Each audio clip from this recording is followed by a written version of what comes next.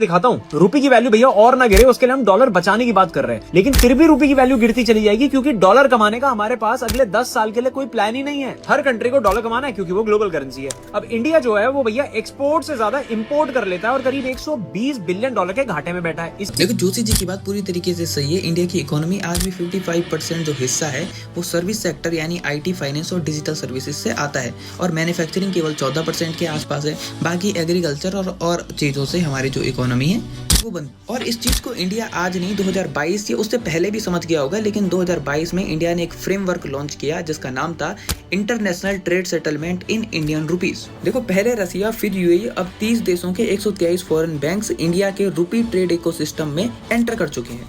India धीरे धीरे dollar की डिपेंडेंसी को कम करके रुपी, दिराम और लोकल करेंसीज में ट्रेड बढ़ाने की कोशिश कर रहा है।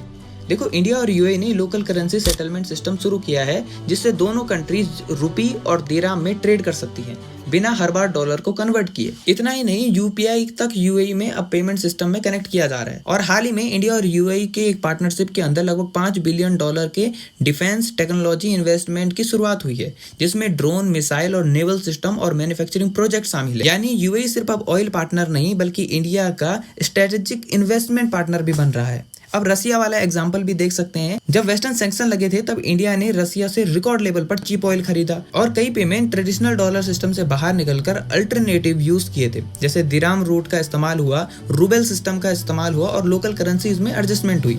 मतलब जोशी जी जो बोल रहे हैं बात तो एकदम सही है, लेकिन इंडिया अब अलग अलग कंट्रीज के साथ उन्हीं की करेंसीज में उन्हीं के साथ डील करना चाहता है और यूएस की जो डॉलर की मोनोपोली है उसे कम करके रिस्क को धीरे धीरे कम कर रहा है ताकि इंडिया अपना फ्यूचर के लिए फाइनेंशियल इंडिपेंडेंस बिल्ड कर सके। बाकी आपका इस पर क्या ओपिनियन है मुझे जरूर बताएं।